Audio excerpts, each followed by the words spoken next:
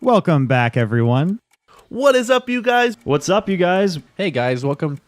Welcome to VGRx, Video Game Pharmacy, your weekly dose of video game news and knowledge. And Welcome to another episode of VGRx, your weekly dose of video game knowledge, know-how, news, and anything else we decide we want to talk about that day. Thanks for joining us again. Welcome to VGRx. This is your weekly dose of video game news and insight. To Video Game Pharmacy, your weekly dose of video game news and banter. The pharmacy is now open. Yo, what is up, you guys? Welcome to another episode of VGRx, your weekly dose of video game news, knowledge, and know-how, and sometimes trivia when we feel like it. That's true. Welcome, Brittin, Thanks, man. Zach, Yay! Dan. hi. Thank you all for coming. I am Scott. Hi, Scott. We appreciate your guys' collectiveness.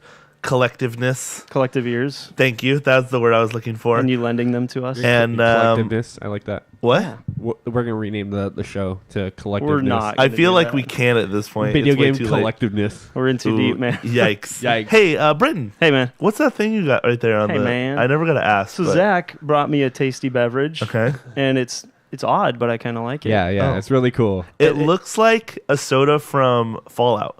It does, It looks doesn't like it? a Nuka-Cola. Except Nuka-Cola. Nuka-Cola glows, and this doesn't. Well, Unfortunately. Nuka-Cola That'd be Quantum cool. glows. Nuka-Cola does Oh, not. I just got schooled so Yeah. hard on Fallout lore. Just, I deserve saying. that. They describe it as a sweet, bubbly espresso. Oh. That's exactly what I it is. thought it was an alcoholic beverage. No, it's not. No, I've no. never had carbonated coffee before. It's kind of weird, but I it's kind of good. want to try some. Go for it. Can I? Yeah. Okay. I warn you, it's lukewarm. Yeah, it's been in my backpack kind of a couple hours. Back pocket? What? Backpack. Oh, good. Backpack. He's chugging it. We're getting live reaction here. Wow. You like that? That is... Because it almost tastes like a It's soda. interesting, right? It tastes like a soda when you first first drink it, and then First after put it that, it's just coffee. Yeah. Yeah. The fuzz is gone. Yeah. It's so called weird. Frizz coffee. And if you look close at the O in coffee, Yeah. it's like a little broken coffee bean. It looks almost like the Pepsi logo. Wow. So they may have a lawsuit on their hands pretty soon. This stuff's going I off don't the know. market. It's been around for like a I while. have okay. I have Avicii's Product of Italy. symbol on my arm Mm-hmm. as lettering. Does that count as copyright? Yeah, they're going to take that arm. Dang. For sure. Dang it. I guess my tribute arm is gone. Repossession. Hey, guys. Yeah. We're Hey. here to talk about video games, not drinkable soda coffee brought it up. and Can you tattoos. explain what we're going to do today and how we're going to do it? So we are going to do something different. This is episode 61, I believe. Yep. So basically, we've kind of been changing the format as we go along. Yeah, Um, Playing with it. we're definitely playing with it. I feel like last week was kind of it was a good experiment. So what we normally do is we have a list of news topics that we want to talk about, and potentially have time to talk about things at the end. But sometimes we just have weeks where all we have is just a crap ton of news and no time to talk at Yeah, all. we've typically throughout the week just put every story that's worth mentioning Yep. on this list So- and try to get through it. So instead of doing that, what we're going to do, and it kind of saves you guys at home the having to listen to us just talk about news all the time. We're going to all four of us are going to choose one topic that we would like to talk about this week and talk about it. And then after that, if we have time for banter, which most likely we will, we'll Yeah, absolutely. talk about just, what's going on in our lives or in like the video game world, and something that may or may not be news or something about Gardening. Absolutely not. Unless Hey. it's Plants vs. big Zombies. mood. Nice. Big oof, if you Fine. will. Be that way. But yeah, that's how we're going to do it. We're going to kind of play around with the formula and see how it works out and go from there. Yeah, So- we enjoyed last week a lot. yeah, so- last week was fun. We just kind of, each picked a story and then talked about Yeah. some YouTube stuff, which for me personally was really cool. I had to really get that enjoyed off that your chest. conversation Yeah, a lot. it even, was. even listening to it. So if you guys have any thoughts, comments, or concerns, don't forget to let us know at VGRx or Video Game Pharmacy. Yeah, you can find at us all Twitter. Yep. Yeah. Yep. Video Game Pharmacy on Twitter. Shoot us a tweet. We want to hear from you guys. We really do. Yeah. I feel like that's something that we need to start doing too. Is we need to start mentioning our social media throughout the show and not just the end. All right. Okay. Boom. Yeah. Okay. Duly noted. So who wants to start off this new format. This new format. I think Yeah. Zach should. Okay. You think I should? You were the one who came up with the idea. And he's We're- got the biggest story of the week. We're putting you on the spot. Wait, All right. I don't know, Scott. I don't know yours, and I don't know yours, Dan. I'm assuming Zach's is the biggest of the week because it's huge. Mine's probably Probably. not the biggest. Yeah, All right. mine's definitely not I'm the excited biggest. about it. Got it. All right. I'm kind of nervous here, which doesn't. It's kind Don't of be. worn off, so I'm kind of Hey, nervous. no pressure. All right. Thanks. I Yeah, appreciate don't worry. that. Only tens of millions of people are potentially Could you listening. imagine though? Like we think we're low key, but we actually have a. We're giant actually fan like base. on different like Several billion people. several. Oof. I don't like it. All right. Oof. So this week we have GDC, which is the Game Developers Conference, is happening, and then with that, that's all the game studios, game devs, the industry insider people, all meet up and they talk video games and how to make them and different tools and assets and things like that. But along with that, sometimes we get some really big announcements. This week we were kind of expecting Google to announce something, and they did on Tuesday, correct? Yeah. On Tuesday, they announced they have a new game system, not a physical console, but new streaming system platform called Google, or just called Stadia. Stadia. Stadia, yeah.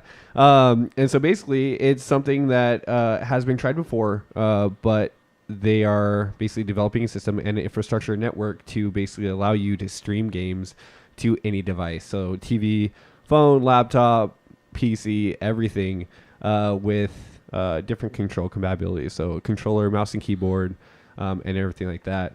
But with that, their infrastructure basically is the backbone and what's different from everybody else. So instead of having servers, spotted around the country, around the globe, allowing for poor latency and poor support, they're using their massive network, because they're Google, to basically support Stadia. So they're saying they're allowing 1080p and 4K at 60 frames per second, full surround and HDR support. So regardless of where you're at or what you're doing, they're allowing that. Did they get into? I don't want to derail you too soon. Yeah, but no, you're okay. Did they get into like network requirements for this on the user end? No, they didn't were hear him saying say they anything were about saying that. even with the slowest hardware and with the slowest internet connection, Yep. that their system is going to work. Wow. That's such a big claim. Yeah. So basically, what they're doing is they partnered with AMD to build a custom GPU, which ends up being faster than both PS4 Pro and Xbox One X. They were talking about teraflops. They were. I don't. Teraflops has been around forever, but I don't know Right. what it consists of. But they Yeah. say 10.1 teraflops for their compared to GPU. like 6 and 4. 6 and 4. Yeah. Exactly. They partnered with Unity and Unreal engines. They partnered with the Havoc physics engine. So they have really good support for their systems.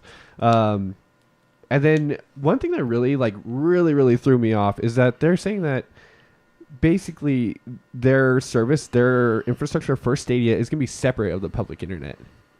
Huh. Which is like, how do they do that? But I don't doubt it, though. Well, I know Google has Google Fiber in Yeah, place, absolutely. right? That's Yeah. an infrastructure that they've been working on a long time and Yeah. building up around the country. But I mean, I wish we had it here. We're in a pretty major tech hub of the country, or close to it, and we don't have it around here. So You don't, yeah. it seems like that's still in its pretty early stages. So Do I you don't know what, why we don't have it here? No, tell me. So basically, Google Fiber is essentially a line that has to be directly run to you. Mm-hmm. So the only really places they have is very, very open areas. Kind of, yeah. It's because it's brand new infrastructure that no one else is building. So for the most part, any like internet companies, internet providers they can use each other's infrastructure. That's why Comcast is so big, is that a lot of smaller providers will piggyback off of Comcast network, so they don't have to put out any infrastructure. But Google Fiber is putting out infrastructure that doesn't exist anywhere. So it takes a long time to get it put in, and so they haven't gotten around to putting it into a lot of places that probably could benefit from it. Then that's clearly not what they're talking about here. Right. This Yeah. infrastructure that this is It's a It's different their thing. own, separate from the complete public. Wow. And they during the press conference they were touting that they have 7,200 geodes or whatever that means across the globe, and they showed this big giant map dotted with different points. Right. And I really think in the end this is how it's going to work, is that their server infrastructure and where they have servers all over the country is going to allow for better service. Yeah. But whether or not it's actually going to work is another question. Right. They even, and this is a paraphrase, but they basically said nowadays with 100 player battle royales, with their system, their network, and their server side hardware, Yeah. maybe it's possible that they will be able to do like 1,000-player battle royale. Yeah. Oh God, And that's absolutely Too much. insane. Imagine chicken dinnering that. think of the 1,000-player Tetris games you could play. Yeah, I was taking a drink. I know, right? I It'd love be it. 999, actually. Oh, sorry, Tetris 999 doesn't roll I'm in. off the tongue as much though. I'd All play right. it day one. Sounds So great. the cool thing. Tetris 999. So the cool thing is that this is all server side. You expect a lot because Google, they have a good infrastructure. You can pick up anything and play it. Mm-hmm. So if you see it online, if you see it on your phone, if you see it on YouTube, you can pick this game up. You can click play now. Yeah. And there's no downloading. There's no updates. You click and you instantly start playing. They said it. something like within 5 seconds. When they were showing the Absolutely, YouTube yeah. integration, the Yeah. guy was watching a YouTube video and he clicked play now, and they said within 5 seconds you could be in the game playing it. Absolutely. Yeah. Yeah. So they say you're instantly supposed to be able to play it. And then with that, they tout that this is going to be continually updated, improved, and depending on the developers, the game, and the players themselves, on their needs. So this brought up a thought to my mind is, if this can be continually updated instead of a full solid console that needs to be, remade and rethought of every 8-9 years Right. now, they can just upgrade the hardware on the backside. They're And still doing it. They're still performing the upgrades. We're just not seeing it we're as just the not end seeing user. it. Yeah. And with that, say a developer wants to go through and upgrade a game, they can come up with those upgrades, improve the hardware that is running the game on the server side. Mm-hmm. And then you just get a better game that they can just update and improve the graphics on. So does this mean, is console coming to an end? The end of generational consoles. generational consoles. Yeah. And then our game's going to last longer now that there can be full constant support for it. I don't know. You know? It scares me a lot, you guys.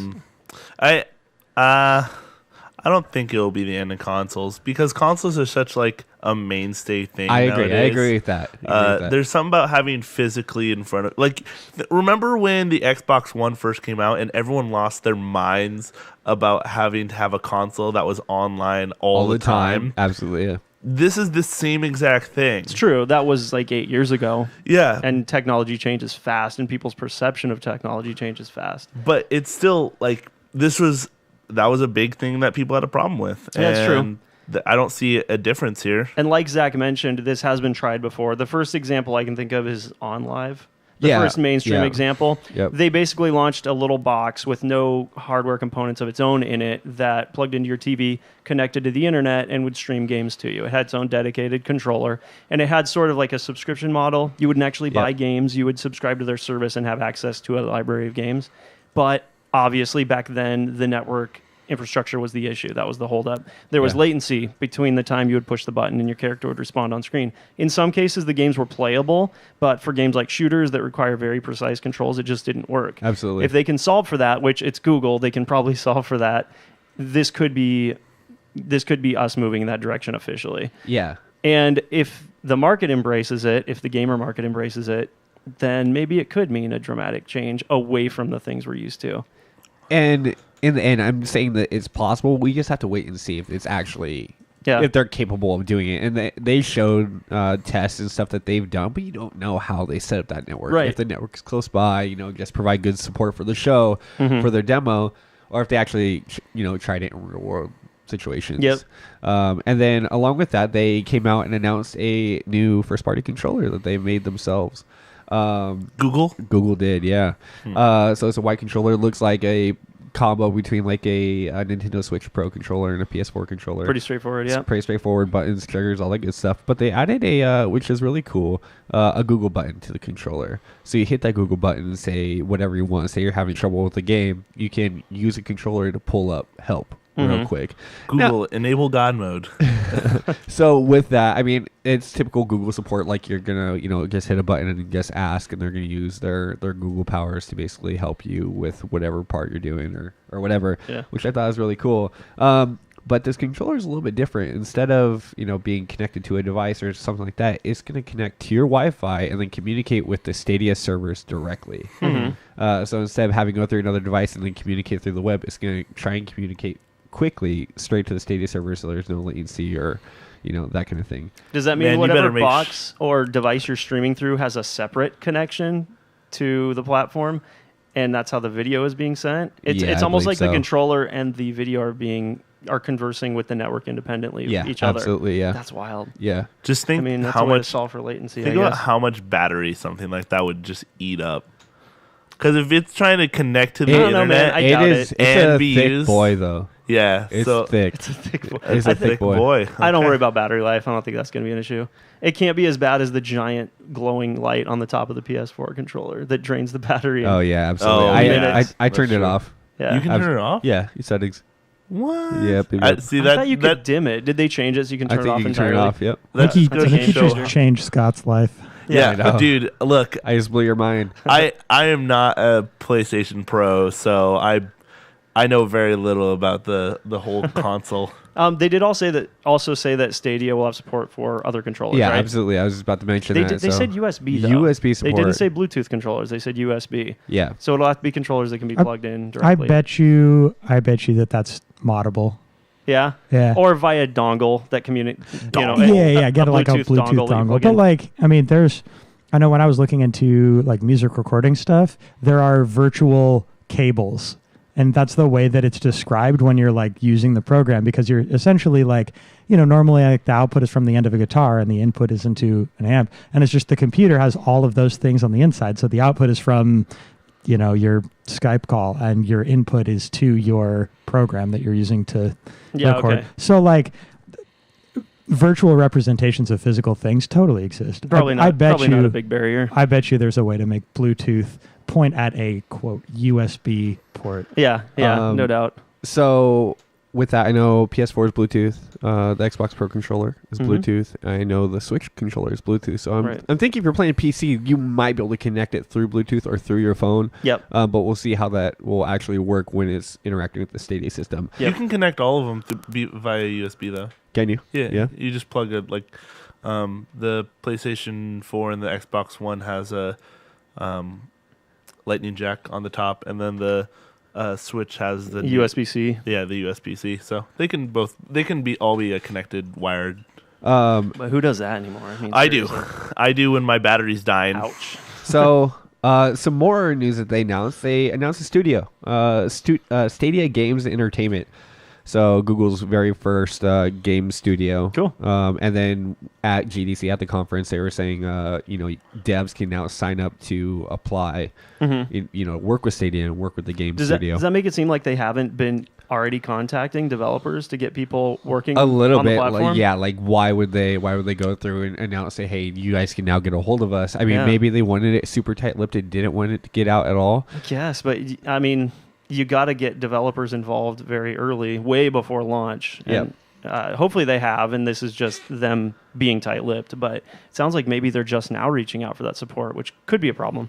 Yeah. We'll see. So they have that, and then the final last part is they're really big. So Google owns YouTube, and then YouTube obviously has a lot of gaming channels and people on it that you follow and want to play with. And instead of trying to get a hold of them and play with them or maybe try and get into a match with them, they announced that basically you through Stadia can log on and then choose to queue up and play with your favorite creator.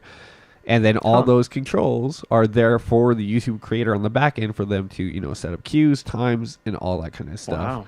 So basically, the interactability for the creators on YouTube, is there as well. So you get in line for a week to play with Ninja. on Yeah, Fortnite. yeah, exactly. Interesting. So I'm excited for it.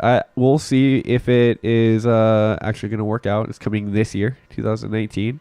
And then, yeah, Okay. cross-platform This year, play. yeah. all That makes me worry that, like, have you gotten games on board? Because there was so much tech in this presentation. Absolutely, And yeah. almost no software.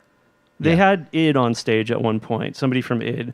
And I don't know if they're talking about maybe Doom Eternal, something specific. That's I think the very first game announced Got for it. Stadia is Doom Okay. Eternal. I forgot to mention But that. you do need, I mean, this is a new dedicated platform with unique specs. You need developers fine-tuning their software for it. Absolutely. And hopefully yeah. it's an easy conversion. It's Linux-based, I believe, right? Yeah, Linux-based. And they talked about support for Unreal Engine and Unity. And PhysX and all this And stuff. Havok, yep. Havok, yeah. Yep. So that all that integration is there, but you still want developers already fine-tuning their games to run as good as possible on this platform. Yep. That's something that'll improve over time, but developers also have to be willing to do that because they're already doing this stuff for multiple platforms, for PC, Xbox, PlayStation, to add another platform and expect developers to get on board and get all excited about it. I hope they're really trying to work with them. If they're just expecting all these developers to want to jump on and get on board with it, then I don't know if they're in for a rude awakening or not. Yeah. Also, they didn't talk at all about monetization whatsoever. Yeah, what you're going to pay, what the controller costs, yeah.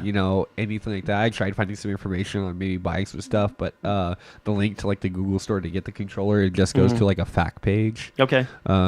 So there's just nothing yet. Are we renting these games? Are we doing a subscription package where we just have access to a bunch of stream content? Are we buying them and have a library like Steam? They did mention, it was very slight. It wasn't like, I don't think intentional, but they said something about a market.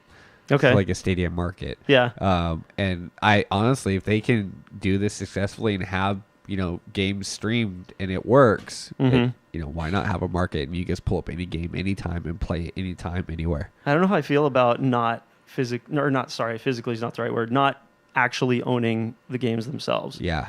So if they do set up a system where a game is $20 to $60 and you pay for it and then you have unlimited access to it, but it's still only ever in the cloud, it's not actually ever physically stored anywhere for you, I feel a detachment from ownership of that. Yeah. I think that would bother me. That might not bother most people, but it's funny coming from me because I'm all about digital, but I still have ownership over the digital titles that I have on my systems, But this is all stored elsewhere, so I mean, it's account based, obviously. So you're gonna have your account, but is this gonna be like just like the Steam store or the PlayStation store? Are you gonna have a specific market where you can go and find these games that are connected to your account? Yeah, I mean, I feel like you could. There's a possibility of it, but I don't know. We'll just have to see. It's all speculation. If it was like subscription based and you had access to a huge library, it would have to be outrageously expensive to supplant you paying $60 to these developers for their products. Yeah. So they'd either have to work out some crazy deals with lots of different developers or give you a way to actually purchase titles and own them. Because I don't think, along with OnLive wasn't doing like brand new games that were coming out. Right. They were all older generation games. Yeah, they had a library of content that you had unlimited access to, but it was oldish stuff. Yep. Yeah. Yep. Huh. Cool story. So Stadia. Okay. I don't like the name. Did they talk about the name at all? It's Stadia. It's officially Stadia. Yeah? Yeah. Like why? Is it has something to do with stadium, like a group of people getting together for an event or something like that? No Interesting. Idea. Okay. Yeah, I know the tech stuff is a little bit boring for some people, but the way the infrastructure works and the technology behind it kind of fascinates me. So I was excited to talk about it a little bit. I hope it's not all tech and no substance, because it really comes down to the games. And it really does. Unless they start talking about games really soon, I'm going to stay skeptical about the whole thing. And another thing, too, is like, you talk about streamers like Ninja and all these guys. Yeah, they have business internet and really high speeds, but you have to, stream a game through your network and then output, more information, all this stuff out of your network. And so what kind of toll is that going to take? Is it going to, be held up? Like, there's a lot to take into consideration here. It's true. Guys, I'm going to poll you all. On a scale of 1 to 10, I'll ask you one at a time. How interested are you in Stadia at this point? Scott, go ahead. I don't know. It's kind of a hard question to answer just because we don't know what's coming out of it yet. So just assume everything they said is spot on, and it's going to work exactly how they pitched it. 6, Yeah? 5. Okay. Yeah. So, Dan? I kind of have two answers. Okay. On the personal excitement, like, am I going to use it standpoint, I'm at like a 3. Like, it's kind of a cool idea, but I don't know. I use Steam. Yeah. And I already use other platforms. I currently don't see myself jumping into this feet first. On the other hand, from like, if I take myself out of the equation and I just look at what it's doing to the landscape in general, like significantly higher. Like we're talking a 7 or 8, because whether it works or not, they're trying new things, or they're trying things that have been tried before, but with the support of Google. Yeah. Who is like, if anyone has the resources to make it happen, like Google is one of those companies. Yep. So I am excited to see how it pans out. Do you think you'd prefer going forward to keep upgrading your PC every few years and rebuilding your own rig? Or do you see the appeal of not having to do that anymore? That's half the fun. And just running every game at max settings without having to keep up with that? Because as a PC gamer, that's kind of where I would see the appeal in something like this. Right. I mean, I'm skeptical that I'm skeptical that the consumer is completely off the hook for any sorts of upgrades at that point. Okay. And I imagine is that the requirements will change, but it's not that there won't be requirements, if that makes sense. I wonder. That's my assumption. It sounds like they're trying to make this as easy for the end user, Right. as Absolutely. possible. Right. And I question how much you can take out. Yeah. Yeah. I guess at the Think end of the about day. how much. Think about you can only do so much with software, but it's the limitation of hardware. But they are building basically 1,000 then Stadias in it's- each one yeah. of these access points Yeah. and having Yeah. them sit in a server The somewhere. the other thing then is the latency. Yeah, that's Um, huge. Which is like, I remember when League of Legends had their data center in Portland, and I had like a 20-second ping, right? Okay. Because we're not far, and 20 seconds was 20 millisecond, which is great. Yeah. But when you're looking at 20 millisecond ping, for potentially any game that you play, like some games are built to be played with nothing because they're on a console. Right. And there are champions in League of Legends that had to be changed because they were so performance intensive that someone with a lower ping actually had a higher skill cap, because like if you had, because at the time, like people in Florida, I think had like 110 or 130 or something, which is like, it's still playable, but it is a noticeable difference from 20. And there were one or two champs, they actually could not play at the same level as someone who was on the West Coast. Right. So there are games that are built with that like tight level of responsiveness. Yeah. So I would question the ability for those types of games to exist. Then again, this is Google. So Yeah, and they talked about multiplayer. We'll and, see. Yeah. We'll see. It's good to be skeptical, I think. Yeah. and being able to make multiplayer work, but the big difference is that it's their servers, they're controlling it, and it's on their network. I don't know how the separation between public and private works, but I think that's the biggest difference. I have full faith that they'll be able to achieve like League of Legends level or any other major multiplayer game. They'll be able to achieve that level of what, synchronicity? I don't know exactly what the term would be, but they'll be able to get to that. I just, I look at people who play, what is it, Super Smash Brothers Melee. We'll talk about that, about how playing online and playing in person, it's slightly different. And when you're looking at that level of muscle memory, like it can make a huge difference. Yeah. Just a few milliseconds. No doubt. Yeah. We'll Like, see if they solve for this that. is a community that plays on like older TVs as opposed to newer ones because they have slightly less lag. Like, Yeah. I've got a tweet here actually on the topic of latency with Stadia from Takashi Mochizuki. He's the Wall Street Journal reporter in Japan. And he says, people test playing Assassin's Creed on Stadia say level of latency is acceptable and game is quote unquote playable. None of that is actually, or it's not like a ringing endorsement. It's not high praise. But This is that it works. yeah, basically just that it works. And this is in optimal settings because this is people playing it at the show the way that they wanted to present it to the public.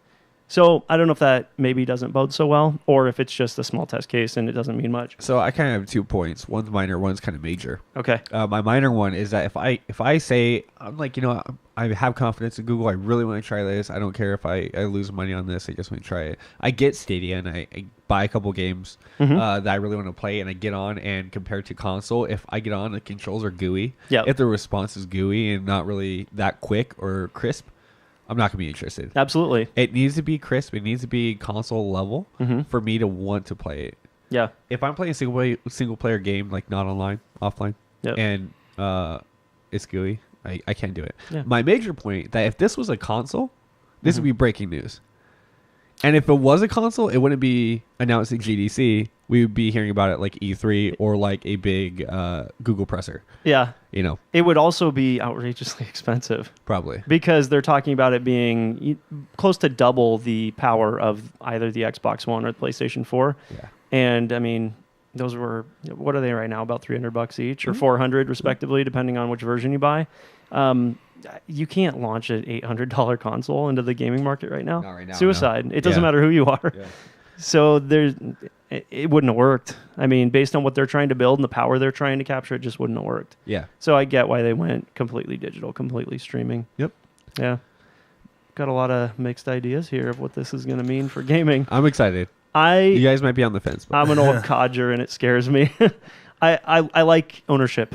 I like actually possessing, maybe not physically, but feeling an ownership over the things that I have. Having a console at home and having games on it that I can play that I know are mine feels good to me. So the fact that this is all in the cloud, it's also like nebulous and not tangible, it just bothers me a little bit. That's a generational thing, and I don't think that's true for most people. My last question here is, if they provided PC players a way to download these games and play them on like the console, so you can access a Stadia market, and you can buy these games on their market and still download them or stream them. Okay. Do you think that would help the situation at all? That might make more people receptive to at least trying it and playing around with it. Yeah. Like if I just bought Red Dead on my PlayStation and now I can also use it unlimited on Stadia, that's a cool promotion. Yeah. I don't know how you would cross promote that. Like if the consoles would be willing to work with Google on something like that. Probably not, because rumor has it they're all working on their own streaming solutions going forward too. Yeah. So maybe they're looking at jumping into the same market. And if that's the case, and Google has this insane infrastructure behind it, they're going to have a tough time. Yeah. Other than their already established brands, Xbox and PlayStation. They were talking about cross-platform tools, but not necessarily cross-platform partnerships with other brands and so on and so forth. And I feel like this beat Microsoft to the punch too, because we were hearing rumors about a streaming console or device of some sort. Yep. So yeah, we'll find out. Yep. We'll keep an eye on it. There's not much to go on other than Google's word at this point. Yeah, of course. Yeah. So Brittin, what do you got for us? Before I go, because mine's going to take a little chunk of time too. Okay. Scott, do you or Dan want to go next? Sure. I have no idea what you guys got, so I'm curious to hear what it is. Mine's pretty chill, but it's it's something that's exciting for me, I guess, as of recent game playing I've been doing. Mm-hmm.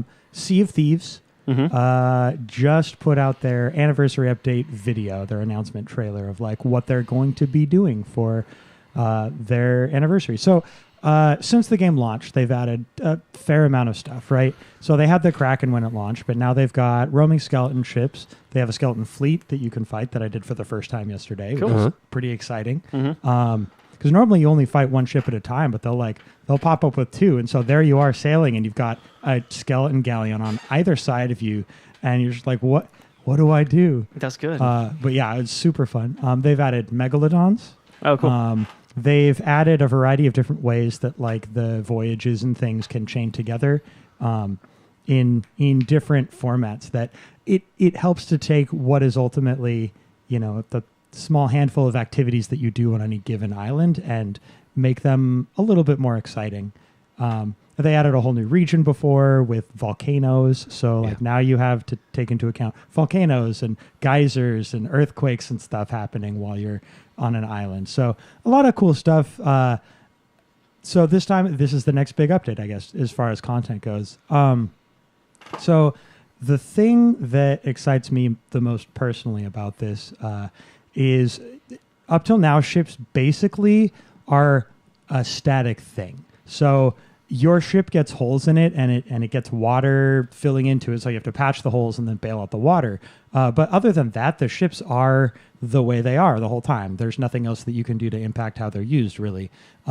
So they're introducing destructible ship parts, which I imagine is more than just the single thing that I managed to spot in the video, but you could see a mast falling over, which is like, I have been waiting for that to happen since the game launched. That's huge. Because that's like, I remember playing Empire Total War, I believe it was, that had naval combat. And of course, it's Age of Exploration. So you're looking at those kinds of ships. And one of the things you could do is have your ships fire out like bola shot, where it's a couple cannonballs with a rope between. And those are designed to go around a mast and rip it to shreds. And so then the mast falls over, and now you've affected their ability to move anywhere. Right. So I can imagine any number of other destructible parts on a ship.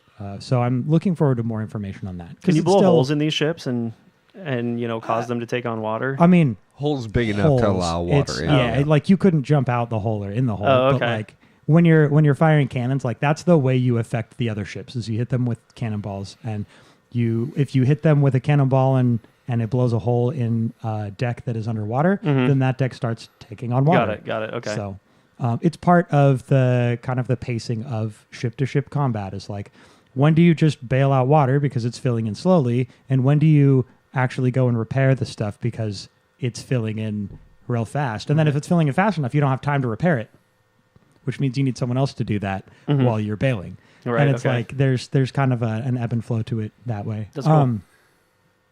Otherwise, I pulled up a brief little collection of I guess what was in the video. So quest campaigns are in. Not a whole lot of detail on that, but essentially every voyage that you take now is just that's the whole voyage, and it'll last a few chapters for some of them, but it's still, you go to a place, you get stuff, you collect that stuff, and then once you've gone to all the places and done all the things, the voyage is over, and then the bonus is being able to get all the stuff back and turning it in, because then you get more money and all that. But there's been no actual campaign content. You can do those quests from day one, as long as you have someone that can go get them, and then you go do them. So it'll be interesting to see how that plays out. There will be an arena, which is kind of a PvP expansion. And it sounds like that's going to be essentially crews compete against each other to gather as much treasure as possible in a limited amount of time. The community has built that as a way to compete with people already. But it's all manually done. So like, you join a server, and then someone else joins servers until you end up in the same one. And then you go to the same place and you leave, and you have 90 minutes to go gather as much treasure as possible, however you do it. And then you have to be back at the same island by the end of that 90 minutes. And then you actually get extra time to then turn everything in. So like, if you roll up at 8 minutes and 45 seconds, you still get your like 5 to 10 minutes to turn it all in. But so now they're making that or something like that a formalized experience. Okay, cool. And then they're adding some subsystems, hunting, fishing. Really? There were harpoons, which is new, which like wouldn't even have been relevant when the game launched, but it was with a megalodon chasing the ship. You saw someone fire a harpoon at one, which, what is that going to do? Yeah, that could be interesting. And I'm sure that there's other stuff that wasn't as immediately evident, but it's pretty exciting. When's this coming out?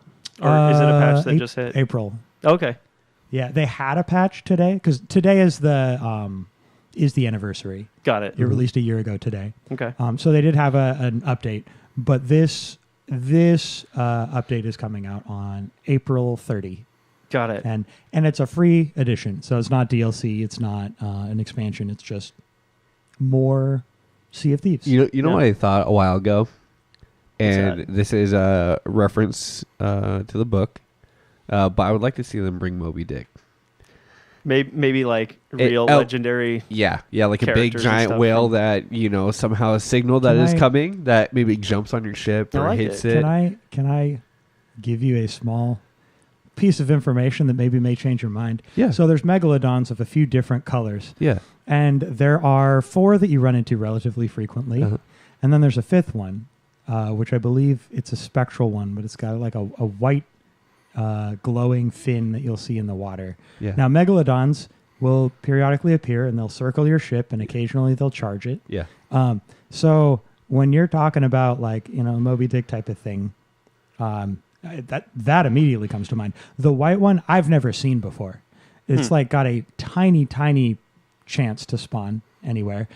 It's got allegedly, it has a higher chance to spawn in the foggy areas of the map, which you can't see anything. I have straight run into islands before that I had no idea were there, because I couldn't see them until they were, less than a ship's length ahead of my ship. At which point it is far too late to be turning. Sure. Yeah. So you're just gonna ram the island. So like, that exists. It's at least in a the reference. game right now. Yeah. Well, I mean, I would love to find one of those. Yeah, and that'd be hunt cool. it, but like, I've never seen one. Yeah.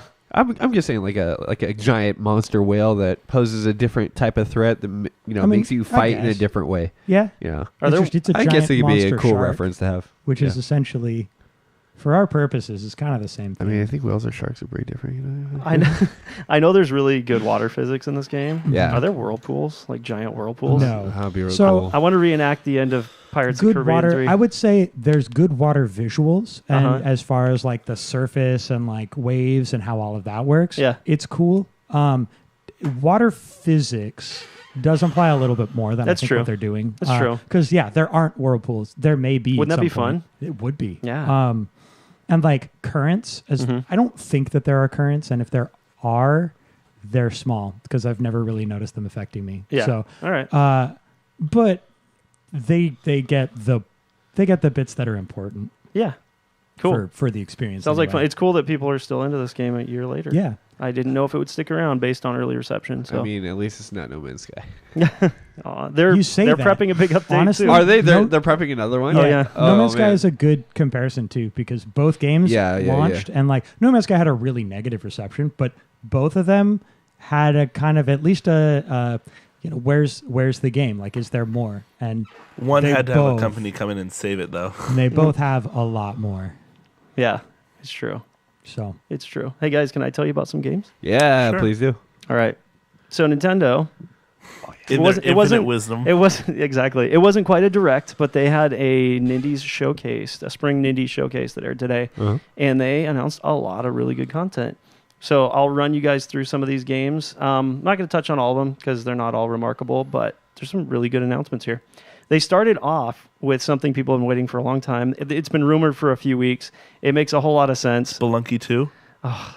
Oh. Be still my I- heart. I No, hit there a was, nerve, my there was bad. no mention of Spelunky in this entire thing, unfortunately.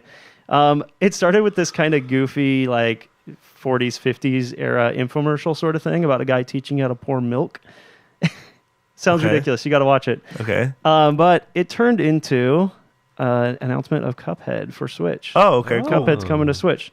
And it looks 100% intact. It looks exactly like the Cuphead that we've seen up to this point only on Xbox and PC. Mm-hmm. Because Microsoft owns the studio that makes that. And that's also what makes this a very remarkable announcement. Microsoft basically just said you can have one of our exclusives on your system. I can't think of a time that's happened before. Unless you count Minecraft, which Microsoft acquired not long ago. And that's on a lot of I platforms. wouldn't consider Minecraft. Yeah. I still consider that a Mojang game. Yeah. And fair. Microsoft just owns Mojang. But I've been eyeing this game for such a long time, and I've been wanting to play it, but I got rid of my Xbox. I don't really play PC right now, so can't wait for the chance to play it. You guys have seen this, right? No. You know what Cuphead looks like? Yes. Yes. It's stunning. There's no other game that looks like this. It's based on 20s, 30s era animation, cartoons. yeah, I've And always it's just so I've always fluid. thought that was a really cool way to animate a game. Yeah. Because like I don't know, it's that old style of cartoon. I always kind of assumed that because it was by necessity hand drawn. Like how would you make a game like that? But You then, hand draw it. I guess yeah. There's a great video by Dunkey, actually, where he talks about the animation in this game. It's one of his more serious videos. And he broke it down by frame by frame, one of the boss fights. And he determined that in 2 seconds of this boss fight, there were something like 35 hand-drawn images of this boss in different poses. So the reason people don't do this often, like hand-drawn art like this in games, is because it's very time-consuming and no doubt expensive Yeah, but to get the result. But it speaks for Cuphead itself. definitely it definitely won. Yeah. I can tell you it was definitely a very successful game. I hear it's real hard too, so I'm looking Yes. forward to that. I'm up for a challenge. That's coming out on April 18th. Do you guys like Stranger Things? I like the show. Stranger Things I love 3, it, yeah. the game is launching alongside the show in Ugh. July. And it looks kind of bad. It's like an isometric brawler where you're kind of wandering around the town as some of the key characters and just beating up. Have you stuff. ever watched Stranger Things before? Yeah, I've watched both Okay. seasons so far. They It's just great. announced the new season 3 trailer. Oh, today. okay. I just You know what? That realized- was yesterday, and then they Oh, was waited. it? They waited to announce the game today Got because it. they said it's coming out in tandem. I just realized that I never got around to watching the second season of that. It's good. I You should need watch to it. Do that. You really should. Yeah. A game called Red Lantern is coming, which looked really interesting. I got really strong Celeste vibes from this game. It's about a girl who's struggling with some probably mental and personal issues, and she decides she's going to get a van, drive up to Alaska, and compete in the Iditarod. Or maybe not compete because she's a newbie. She just wants to do it and say she did it and get through it. So she's going to get a van, get some sled dogs, go up to Alaska, and do this race across So it's like Celeste. the barren wasteland. Kind of, but it's like a first-person experience. A lot of it looks like you're at the helm of your sled with your team of dogs in front of you. And there's some very dramatic moments in the trailer, like being attacked by a bear and things happening to your sled dogs. So it's both maybe a sim where you're managing your team of dogs, but also there's an emotional story here too. Looks pretty cool. And I think they said it's randomly generated, so your trek through this game could be different each time you play it. Keep an eye on that. It looks cool. Your boy Tim Schafer made an appearance. Darn Scotty. tootin'. Did you know that? No. You didn't watch this, right? No, I didn't watch it. Okay, so there's a new game coming from Double Fine. It's called Rad, appropriately, and it has kind of a double meaning. The character has all kinds of attitude, and he's got like spiky hair and sunglasses and stuff. And he's wandering around and he beats stuff up, right? Sounds like a very Tim Schafer thing to do. It's also a futuristic irradiated wasteland. Okay. So he's irradiated and parts of his body like mutate and transform into stuff like the creatures around him. Oh, cool. It's almost like you can get some of the abilities of the creatures around. You can grow tentacles and attack them with those and stuff like that. What? Yeah, so I wasn't blown away by the art style or the look of the combat, but I like the idea. Kind of a cool concept. Yeah, absolutely. Yep. Katana Zero is a side-scrolling beat-em-up. It kind of reminded me of Dead Cells a little bit. Very fast, fluid combat. And there's a time mechanic where people are shooting at you and you can kind of slow down time and hit their bullets with your katana and send them flying back at them. Maybe a little bit, but it is side-scrolling, kind of a retro look to it. Nuclear Throne is coming to Switch, which a lot of people have been waiting for a long time. It's very much like Gungeon. It's a top-down, 360-degree shooter. And it looks like it has a lot in common with Gungeon. Does it have a lot of funky guns? Because that's like half the fun of Gungeon. There's a lot of guns. I don't know if there's like funky hundreds and hundreds like there is in Gungeon. Sad. But yeah, it may scratch that itch if you're looking for another experience kind of like that.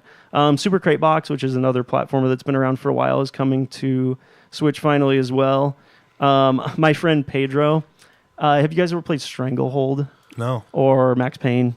No. I want to say yeah. Well, it's like you're holding two guns, you're running around, you're doing flips and stuff. Oh, aerial ballet basically, and you're just shooting everything in sight. Yeah. And then there's also a talking banana that tells you what to do. Cool. So that seems like a normal Nintendo thing. Basically. Well, I don't know that Nintendo made any of this stuff. This is all third-party indie stuff that's coming.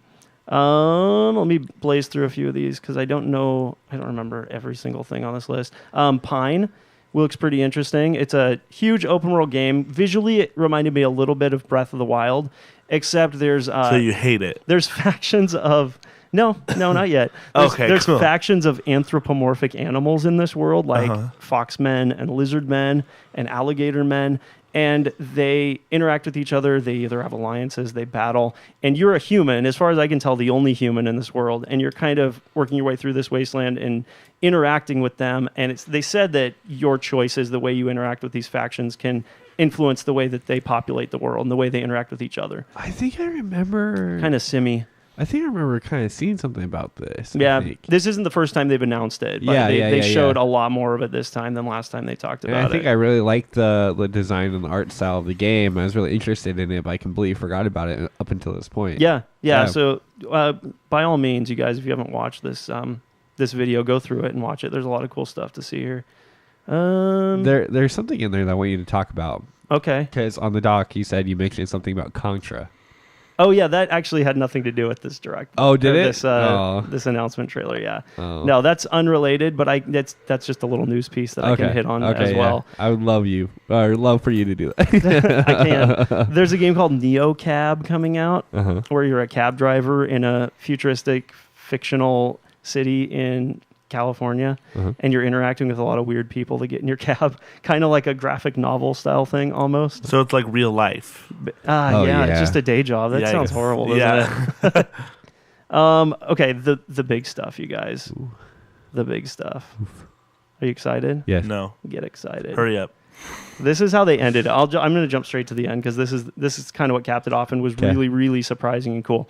Did you guys play Crypt of the Necrodancer? Dan, I know you have. I have. I have not. I have a little bit, yeah. Okay, so you know what it is, right? Yes, absolutely. So at the end, they're kind of saying their goodbyes, and the trailer's sort of, or the video's sort of wrapping up, and then all of a sudden you hear this beat start in the background. Yeah. And it's a kind of a techno beat. And pretty quickly, if you've played that game, you realize it's one of the songs from that game, one of the early stages. And I love that game. It's awesome. It has great music. It has a lot of character. And you see the main character from that game, which looks kind of different. The art style has changed a little bit. And you're like, cool, another Necrodancer game. And then all of a sudden, this fanfare kicks in. This very iconic music kicks in. And after a second, I realized it's the Legend of Zelda overworld theme. And then they show 2 more characters appear, and it's Link and Zelda. And this is it's not in a dungeon anymore. It's another game in that style, and it takes place kind of in an overworld. And you can tell that the color palette, the character design, the enemy design is very inspired by A Link to the Past. So it looks a lot more like an adventure game rather than a dungeon crawler, maybe not a roguelike this time around. But you can play as Link, you can play as Zelda. They have unique combat abilities, but it still has that rhythm-based combat that the original game had. So there's this constant beat happening throughout the game, and every action you take, everything you do is along with that beat. Right. And they've incorporated Zelda into it. So it's called Cadence of Hyrule, Crypt of the Necrodancer featuring The Legend of Zelda. So I'm really looking forward to that. So it's just another Crypt of the Necrodancer featuring Nintendo properties. It looks Do you think it's going to be a new game? Way different than Crypt of the Necrodancer. Yeah, the art style has completely changed. In fact, I hate to say this because it's rough, but I think this art style, this top-down cartoony look at like Hyrule and the Zelda world looks so much better than the Link's Awakening reboot that's coming out later this year. I mean, it doesn't take much. A lot of people really like that and are really excited about that, but it's a much simpler take. It's a much more cartoony take, but it looks more appropriate for The Legend of Zelda than something like that. So I really like the art style, and I look forward to that. It should be awesome. So, yeah, that's about it. Nice. That's about it for the highlights. There was about 5 to 10 other games announced, but we can't get into all of them because it's just so much stuff. And in 30 minutes, like you pointed out, this is so sad, in 30 minutes, not a mention of Spelunky. Rip. And more so Spelunky 2. Yeah. I mean, we heard about that first about a year ago, and they haven't said much since. No. As far as we know, it's still just coming to PlayStation, so... Yeah, it was at the Sony booth at PAX last year, so. Yep. And that was it. Yep. There was just like one little station I'll of it. dust off my PS4 for it if I have to. Would you? Would you? I have to play Spelunky. Are you kidding me? I mean, you don't have to. You don't have to. That's one of my favorite games of all time. I got to play the sequel for sure. Well, that sounds super dope. I got to ask you this, though. What's up? Is Dwarf Fortress coming to the Switch? No, but Dwarf Fortress is coming to something, It's coming right? to Steam. It's coming to Steam, which blows my mind. Like Dwarf Fortress. Why? I've never heard of this game, so. Oh, man. So Dwarf Fortress, have you ever heard of RimWorld? Yes. So RimWorld is, it's a game inspired by Dwarf Fortress, and it's just, it had an actual team that said, okay, well, let's try and like make this a game for like commercial reasons as well as like we enjoy this type of game. And so they went through all the hoops of getting it onto Steam and like making it a game that's playable, that people can jump into easily. Because Dwarf Fortress had like the biggest wall to entry because it was all ASCII graphics, right? Like no tile sets or anything. It was like literally the characters on the keyboard. Like that was the graphics. So it was indecipherable sometimes. There were just like hundreds and hundreds of little tiny things about the game that you needed to know in order for anything to make sense and function. And then even once you could kind of read the map, you're still like every single time you play, you're going to run into some problem that it makes the game like you can't go any further. And then you go and you spend 3 hours looking through the wiki until you find that there was one little tiny thing that you needed to do differently, but has now irreversibly ruined your chances of getting this particular Dwarf Fortress up and running. Sounds infuriating. And it can take dozens of hours just to like get started. Are you gonna play it? Oh well, I have played it before. Oh, are you gonna play it again? Yeah, because on Steam, so I haven't played it in years, and there's been a lot of updates to make it significantly more playable in a lot of ways. But it has a tile set, like a dedicated tile set. I don't have to go find some fan-made tile set that like works for most of the things, but then it hasn't quite been updated as much. So then there's still random stuff that it's random characters. Like it's graphical, which is cool. It's huge, and that sounds dumb, but it has graphics. Yeah, for the first time ever. It's I guess a foundational game for games of its genre of the like create a colony of something. where you don't have direct control over any of the individual characters. You say, do this thing, and then characters will do that thing probably if they want to. Cool. But they might not want to. So sometimes you'll say, we need to dig out this 30 by 30 square, area. And they'll say, cool, I'm going to go sleep. And then I'm going to go try fish. And then I'm going to get assaulted and killed by a carp in the river. Good old Fun. dwarves. Yeah, it's very like roguelike in that sense. Cool. Well, hey, I guess we'll, if you play it, let us know. Oh, Yeah. I will. Do it. Cool. I will Hey, let you Zach. know. Yeah. Question. I Basically, what I'm trying to say is a question. Huh. What? Do you have a question? Do I have a question? No, I have an answer. What? I haven't. So, over while we were all talking, Wait, what about your question? I don't have a question. But he didn't give us the answer to last week's trivia. So Okay, fine. sounds like he's got that for us. Yeah, there we go. All right, cool. All right. So I didn't have an answer at the beginning. So the answer to what is the very first Game of the Year award, and it is a Game of the Year award for Space Invaders on the arcade. And Oh, okay. it was introduced by the Arcade Awards or the Archie Awards in Got it. 1980. Did someone say that? I think one of us said that. Wasn't me. I don't think so. It was the Arcade Awards. I in said Super Mario 1980. Brothers. Oh, I think I might have said Tetris. Yeah. So Well, Space I came Invaders. close. First Cool. Game of the Year, and there. I mean, that makes looking sense. through this, there's so many different awards and Oh, of course. and organizations. And Any stuff, but- publication can give a Game of the Of Year. course, you know. yeah. And it had to happen for the first time Well, somewhere. hey, though. if you were to have a question, what would Dude, don't even go there. Don't doesn't go help. Ooh, yikes. there. Scott, do you have anything you want to bring up before we end it? Yeah, I didn't get to talk about any of my stories this week. Thanks, guys. So Sorry. sorry. Thanks for taking 30 minutes. I think of it's the appropriate time. that Google took most of the time. That was by far the biggest thing this week. So Disney acquiring Fox wasn't that big to you? Ooh. We are. I mean, Oof. it's old news. It's official now, but we talked about it, or we didn't talk about it on the show. It's been talked about before. Oh, okay. That was all set into motion like 4 months ago, I think, and it was just finalized. Whatever floats your boat, Brittin. What Whatever does that have to do floats with your video boat. games, anyway, Scotty? So? Oh, okay. I Neither apologize. is YouTube? I like it. Oh, it's fine. I don't apologize for not having a trivia question this week. We'll Yeah. pick it up next week. care. Here, what if I come up with a question right now? That'd be awesome. Have at it. Cool. What's something topical? Google Yeah. When did indies, what? indie games. Sea of Thieves. When did Google acquire YouTube? Oh, okay. What? I Oh, don't yeah. know. I guess that's the thing. Huh. I should know this. That was the thing. 2010. 2009. Yeah. Then. I think I was Was it I was about to guess 2010, but I'm not totally sure, so I'll just Undercut me. yeah. Dude, I want to say like 05, 06. Well, which is it? I would say 05. I'll say Okay, 05. so I I'll got say 05. 2010. Yeah.